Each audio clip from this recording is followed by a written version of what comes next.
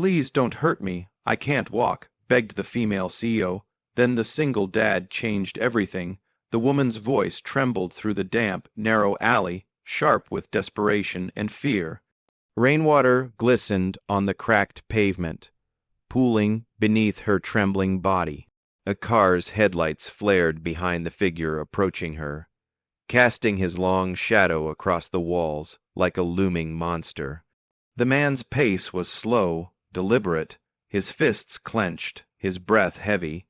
She curled up tighter, her white suit smeared with dirt and tears, blonde hair clinging to her face. Her left ankle was badly swollen, twisted at an unnatural angle. She winced, trying to move, but the pain sent fresh tears streaming down her cheeks. At that moment, around the corner at the end of the alley, a man appeared. Tall, rugged, carrying a little girl wrapped in a faded yellow raincoat. His clothes were worn, his boots wet, his expression tired.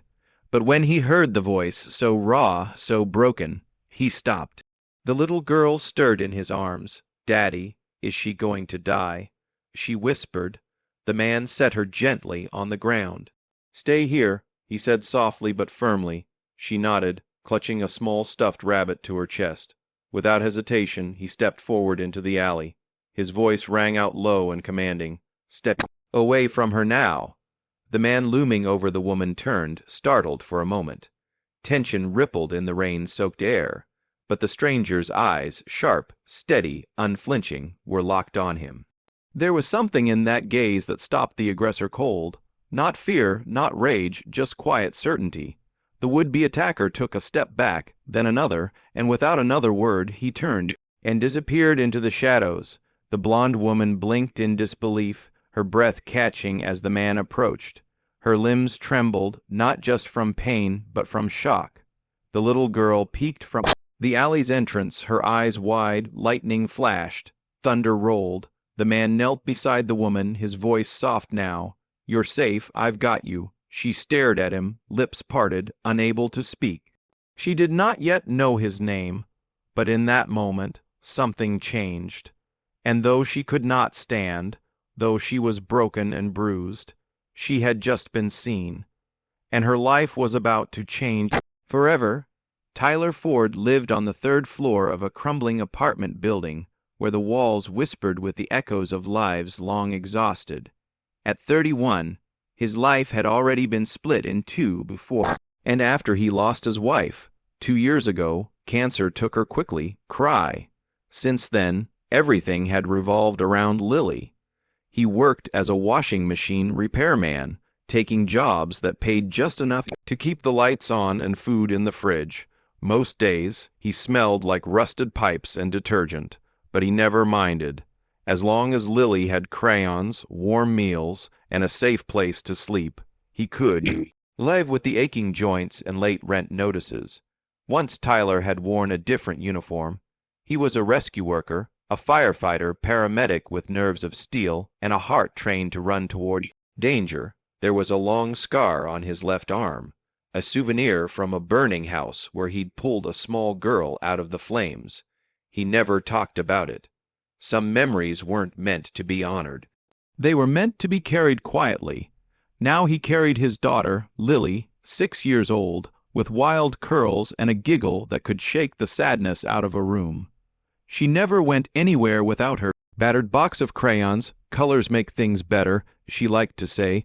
She filled their home with drawings, flowers, rainbows, stick figures holding hands. Her world was tiny but bright. That rainy night, Tyler had promised her a treat. A hot dog from the corner stand if she behaved through the grocery run.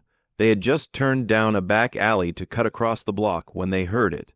A scream, a woman's voice trembling, pleading. That night, Isabel Monroe had not intended to run. But when her fiancé, David Langston, the CFO of her company, locked the hotel suite door behind him and began raising his voice, something inside her snapped. For months, he had been pressuring her to sign over control of critical assets in their joint holdings. The marriage was part of a business strategy, her father's strategy, to secure dominance in the tech world. But Isabel was not built for cages. She said no, and when his hand gripped her wrist, she grabbed the laptop with incriminating files and fled barefoot into the rain. She had never run like that before, not through alleys, not with her heart pounding like a hunted animal's. She slipped, her ankle gave way. She fell hard onto the cold, wet concrete. Still, she held the laptop against her chest as if it were her only lifeline, because it was now. Her breath came in gasps.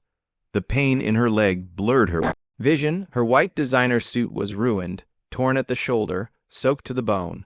Her phone had been lost somewhere on the street. The man she once trusted was getting closer. She could hear his footsteps, and that was when she saw him. Tyler carried her in silence. The rain had slowed to a drizzle by the time they reached his building. Isabel's body trembled from cold and shock. She clung tightly to the laptop against her chest, her grip unrelenting even as pain radiated from her ankle. Tyler said nothing, only adjusted her in his arms to shield her better from the wind. "It's okay," he said, gently lowering her onto the couch. "You're safe here." Lily entered a moment later, tiptoeing through the doorway in her rain boots. She held her bunny in one arm and looked at Isabel. Curiously, her gaze wasn't fearful, just serious, the kind of serious only a child can be. Then she tilted her head and asked, "Daddy, why is she crying like me when I miss Mommy?" Tyler froze. Isabel's breath hitched. She turned her face away, as if the words had pierced something she didn't know existed. Her fingers tightened on the edge of the couch. She wanted to speak, but couldn't. "She's had a hard day, honey," Tyler said softly. "Sometimes grown-ups cry too." Lily nodded solemnly, then wandered off toward her room, her little boots squeaking with each step. Tyler brought a clean towel and wrapped it gently around Isabel's shoulders. "I'll get you something warm." "Tea, okay." She nodded mutely. He disappeared into the kitchen. Isabel leaned back into the cushions, still damp, still cold. Her ankle throbbed. Her heart itched worse. She had been in penthouses, luxury spas, corporate boardrooms lined with mahogany. None of those places had felt like this. Small, imperfect, but full of something she couldn't name. It scared her. In the middle of the night, Isabella woke with a start. The room was dark except for a soft glow from the hallway. Her ankle pulsed, but the pain was manageable now. Quiet filled the apartment. No sirens, no footsteps behind her, no one shouting. She sat up, unsure of how long she'd slept. The blanket that had covered her had slipped to the floor. Her laptop, still clutched in sleep, rested by her side. Guilt pressed on her chest. She had barged into a stranger's life, disrupted everything. She had no right. Slowly, she rose, biting back a hiss as her foot touched the ground. She limped toward the door, hoping to leave before dawn. No notes, no thanks, just disappear. But as she reached for her shoes by the door, she stopped. They weren't wet anymore. They had been carefully dried and patched. The loose sole had been stitched up with clean, deliberate lines. Next to them was a folded towel, fresh and warm. On top of it, a small piece of paper. The handwriting was rough but steady. "Your foot's not better yet. You can stay. It's okay." Isabel stared at it for a long moment. No conditions, no expectations, no price, just kindness. She sank slowly to the floor, the paper trembling in her hand. All her life she had fought to prove herself, to be good enough, sharp enough, strong enough. But here, in a tiny apartment with a broken floorboard near the sink and crayon drawings on every wall, she felt something she never had in her glass-towered world, accepted for nothing more than simply being. The first morning after Isabel woke to the faint whistle of a kettle and the soft clatter of pans from the small kitchen. For a moment, she thought she was still in her penthouse with staff, preparing breakfast according to schedule. But then she saw the modest couch beneath her, the worn curtains fluttering from a draft, and the drawings taped across the refrigerator. She was not in her world anymore. Tyler appeared carrying a steaming mug. He placed it on the small table beside her. The sharp scent of ginger filled the air. "Drink this," he said, his voice calm. "It'll help with The pain, she sat up slowly, testing her injured ankle. It still throbbed, but the swelling seemed less than the night before. She sipped the tea. It was spicy, strong, oddly comforting. You made this yourself? She asked, almost surprised. Old habit. He replied, sitting down on the edge of the coffee table with a roll of bandages. Ginger tea, clean water, steady hands. That's all it takes sometimes. Without another word, he gently lifted her foot onto his lap. His touch was steady but careful, never lingering, never invasive. He removed the old bandage, cleaned the wound, and began to rewrap it. Isabel watched in silence. She had been surrounded by assistants and advisors for years, but none of them had ever cared for her like this. Not with patience, not with attention, not without expectation. You've done this before, she murmured. He nodded once. Rescue work, fires, accidents. You learn to keep calm even when you're falling apart inside. Her eyes softened. She wanted to ask more, but before she could, he reached for her jacket. Torn from the struggle in the alley, he pulled a small sewing kit from the shelf and began threading a needle. You don't have to, she started. I know. He interrupted gently, but it's worth fixing. The thread was a little uneven, the stitches imperfect. Still, he worked with such focus that something in Isabel's chest broke open. The tears came suddenly, unstoppable. She covered her face with her hands, ashamed. Tyler paused. Did I hurt you? She shook her head, her voice breaking. No, I'm not used to this being cared for. He didn't push her to explain. He simply handed her a tissue and said, Everyone deserves it, even you. That was when small footsteps pattered across the floor. Lily appeared, her hair in wild curls, her pajamas covered with stars. She held a piece of paper tightly against her chest. Without hesitation, she walked over and placed it in Isabel's lap. This is for you, Lily said proudly. Isabel unfolded the paper. It was a crayon drawing, bright colors filling the page, a tall man with brown hair, a little girl in yellow shoes, and beside them, an empty outline of a woman with golden hair. Confused, Isabel looked up. Who is this? Lily smiled, pointing at the figure. That's you. I left the space empty for a long time, waiting for someone who belongs. I think it's supposed to be you now. Isabel's throat tightened. Her hands shook as she held the picture. Sweetheart, she whispered, struggling to find words. Why me? Because you're here. Lily answered simply. And you look like someone who needs a family. Isabel let out a sound that was half laugh, half sob. She pressed the picture to her chest as tears spilled freely. For so long, her life had been a battlefield of boardrooms, contracts, and expectations. She had been defined by numbers, power, and appearances. No one had ever left a space for her, only demands for what she must become. Yet here in this cramped apartment with peeling paint and the sound of a child's crayons scratching across paper, she was being offered something she had never known, a place. She looked at Tyler, who stood silently in the doorway watching the exchange. His expression was unreadable, but his eyes told her everything. Acceptance, patience, and a quiet hope. He dared not speak. Isabel turned back to Lily, managing a smile through her tears. Thank you, sweetheart. That's the kindest gift I've ever been given. Lily giggled and picked up her crayon box. Then I'll make it official. Purple dress, right? Isabel nodded, laughing softly through her tears. Yes, make it purple.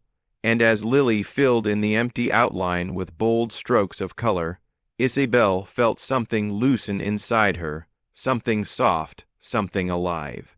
For the first time in years, she felt what it meant to belong. Isabel's ankle was healing slowly. Each morning brought a little more strength, a little less pain, but walking was still difficult. She hated the feeling of weakness, of needing help. But Tyler never made her feel small for it. He offered his arm without a word, let her lean on him as they moved through the apartment. When she stumbled, he steadied her. When she winced, he paused. There was no pity in his actions, just presence and patience. Just one step at a time, he'd say gently, his voice low and calm. Isabel would nod, focusing on the rhythm of their movement. Step, breathe, balance. It became their quiet ritual, a rhythm of trust that neither of them named out loud. One sunny Saturday morning, Lily announced it was time to make pancakes. Daddy makes them okay, she said with an exaggerated shrug.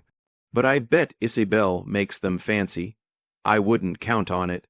Isabel warned with a smirk. I've never actually cooked anything myself. Lily's eyes widened. Never, nope, not even toast. Tyler raised an eyebrow. That's about to change. They gathered in the small kitchen, elbows bumping as they mixed batter in a cracked ceramic bowl.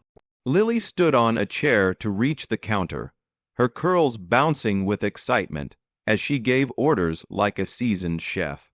More milk, not too many eggs, and wait for the bubbles before flipping. Isabel tried to follow the directions, but the first pancake stuck. The second one folded in on itself. The third one somehow caught fire. Tyler snatched the pan off the burner, waving a dish towel at the thin trail of smoke. I think that one's yours, he joked, nudging the blackened blob toward Isabel's plate. They all laughed. Real laughter that came from the belly, loud and unguarded. It filled the kitchen like sunlight.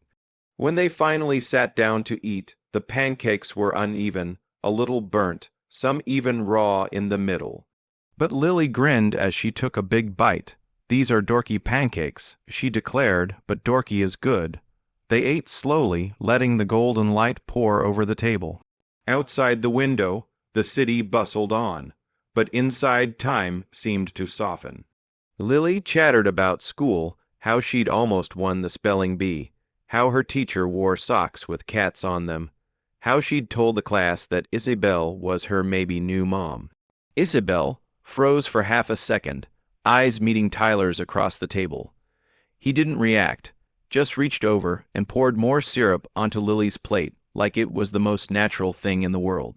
That evening, after Lily had fallen asleep, surrounded by coloring books and plush animals, Isabel and Tyler sat on the couch, watching the soft flicker of headlights from the street below. The television was off. The quiet between them was full, not empty. Isabel pulled the blanket closer, her body still tired from practicing steps earlier. Without thinking, she leaned sideways and rested her head on Tyler's shoulder. He didn't move.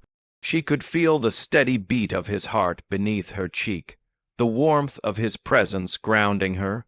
You don't know, she whispered, but you've saved me from so many things. Her voice was barely more than breath, but he heard her. He didn't turn, didn't ask what she meant. He simply said, I didn't save anyone. I just saw someone who needed help. She closed her eyes.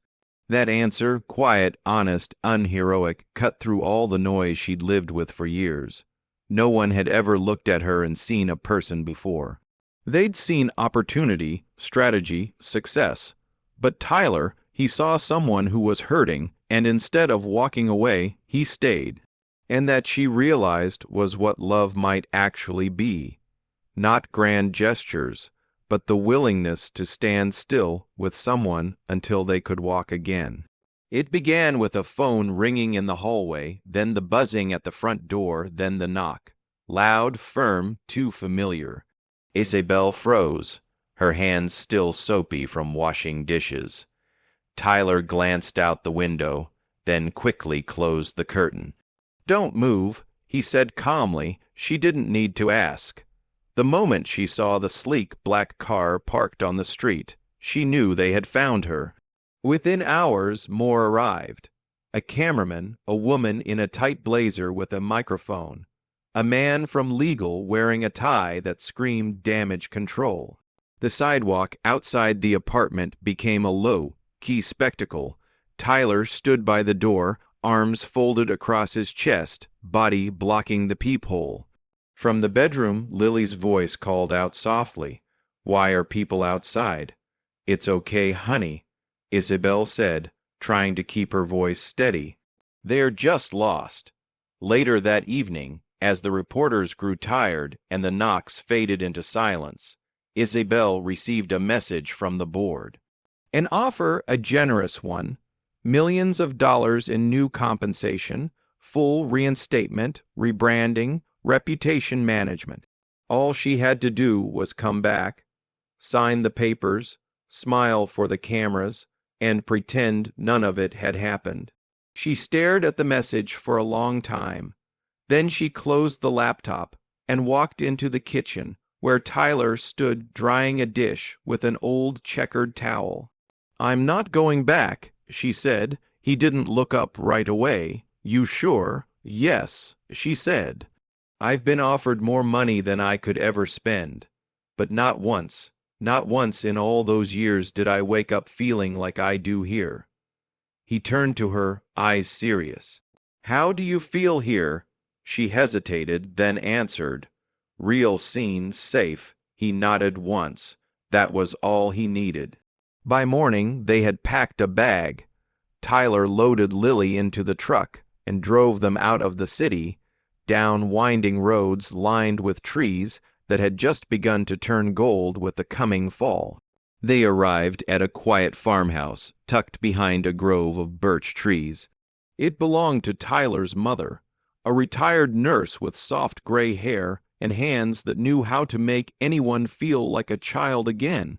She took one look at Isabel, didn't ask questions, and said, "There's warm bread in the oven and a clean bed upstairs."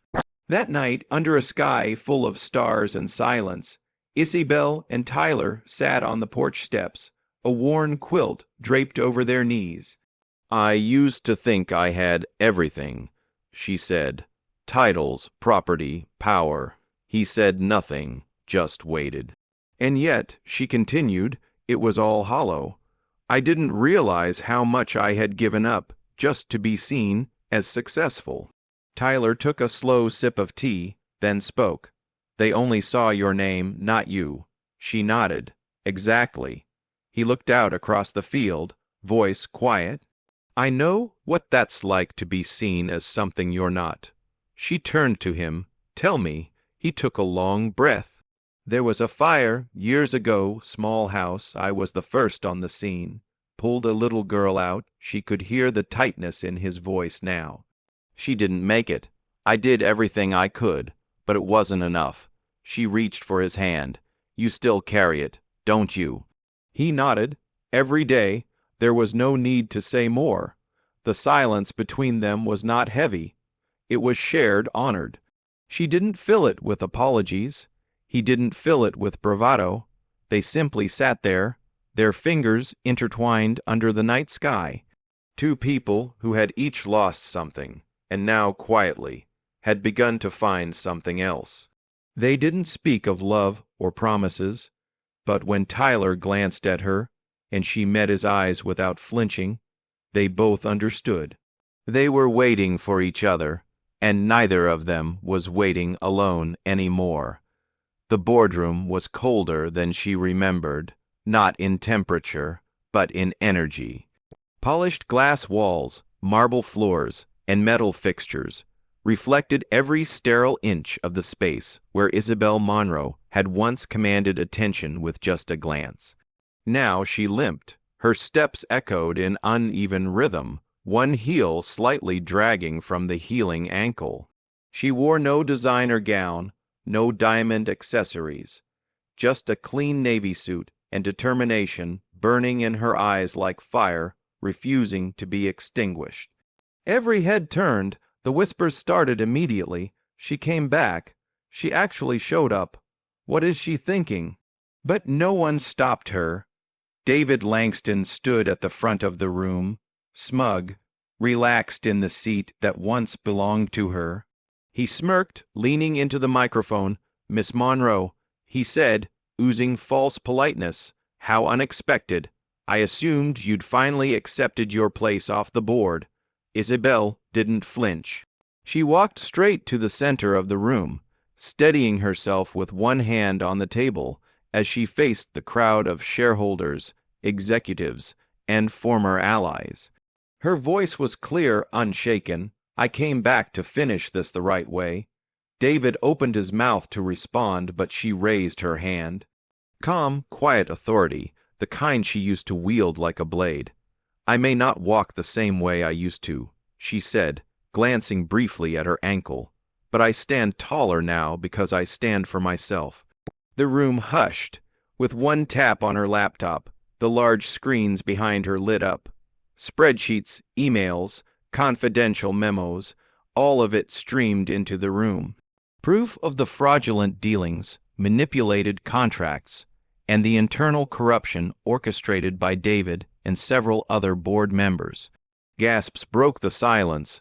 A few people shifted uncomfortably in their seats.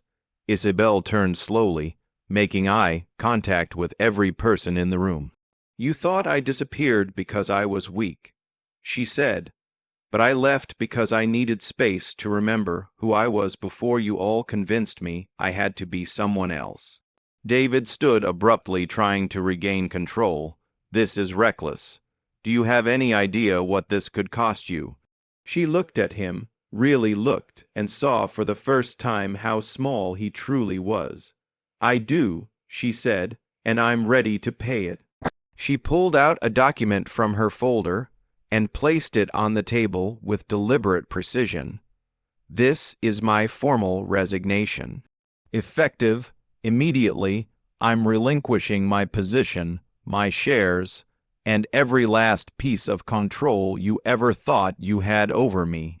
The silence that followed was thunderous. "You can keep your board seats, your stock options, your empire built on fear and silence," she added. "But I will no longer be part of it." One of the shareholders, an older woman who had mentored Isabel in her early years, leaned forward. Her voice cracked as she whispered, "Why?" Isabel's voice softened, but gained even more strength. "Because I am not a product, I am not a brand, I am not a bargaining chip in someone else's game, I am a person." The older woman nodded slowly, blinking back emotion. David, still standing, tried once more. "You'll regret this. You're throwing away everything." Isabel gave him one last look. "No," she said, "I'm walking away from something that never truly belonged to me in the first place." She gathered her laptop and folder with quiet grace. As she walked out, step by limping step, no one dared stop her, not this time, and when the elevator doors closed behind her, she didn't cry. She didn't tremble, she exhaled. Outside, the sun had begun to set. The sky glowed with amber and rose.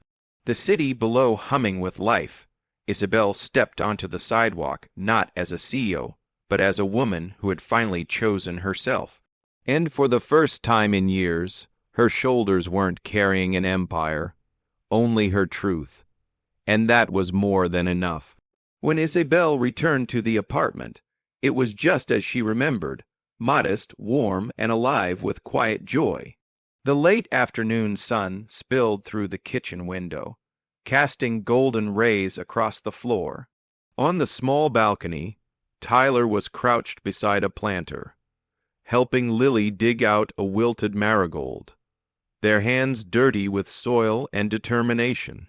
Isabel stood silently in the doorway, watching them, heart full.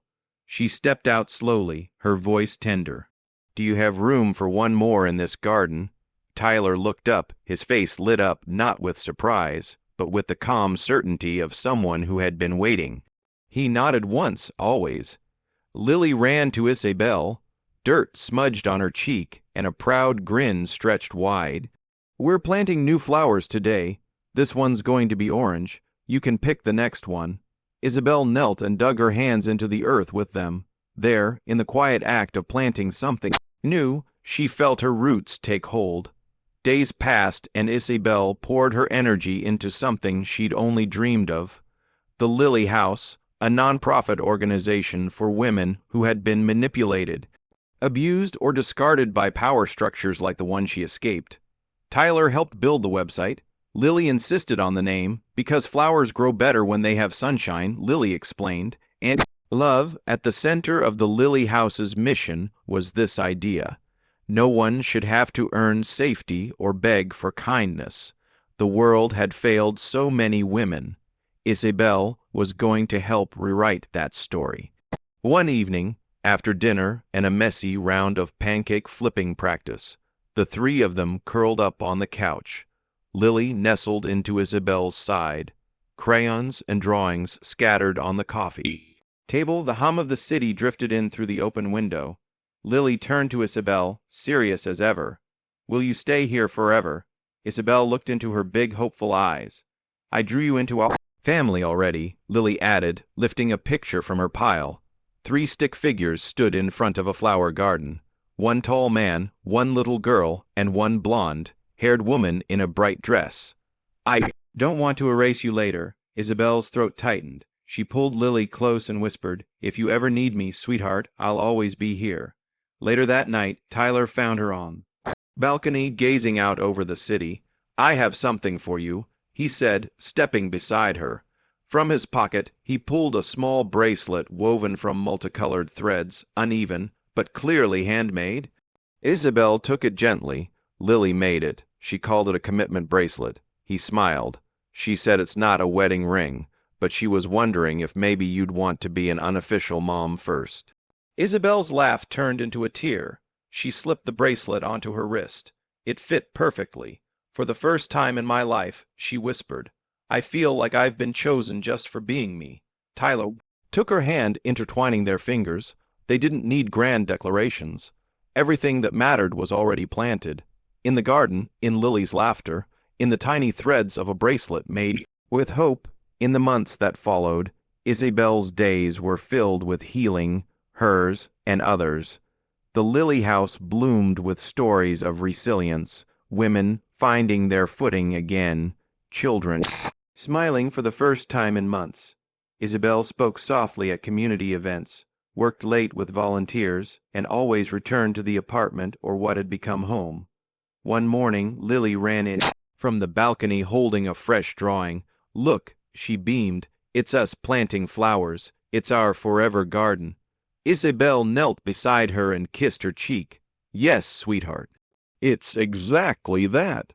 In the gentle hum of everyday life, in shared breakfasts, dirty hands in the garden, and quiet nights of reading bedtime stories, Isabel found a peace no corporate title had ever given her. She wasn't just safe, she was seen, she was loved, and this time it wasn't because she had power.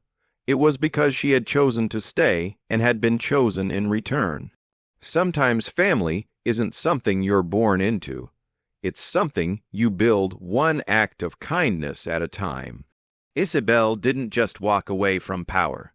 She walked towards something real. A little girl who believed in her. A man who never asked her to be perfect. And a life where love didn't come with conditions, only choices. If this story touched your heart, please don't forget to like, comment, and share it with someone who might need a little light today. And if you believe in the power of love, healing, and second chances, subscribe to Kindness and Love Tales, because every week we bring you stories that remind us kindness is the richest love story.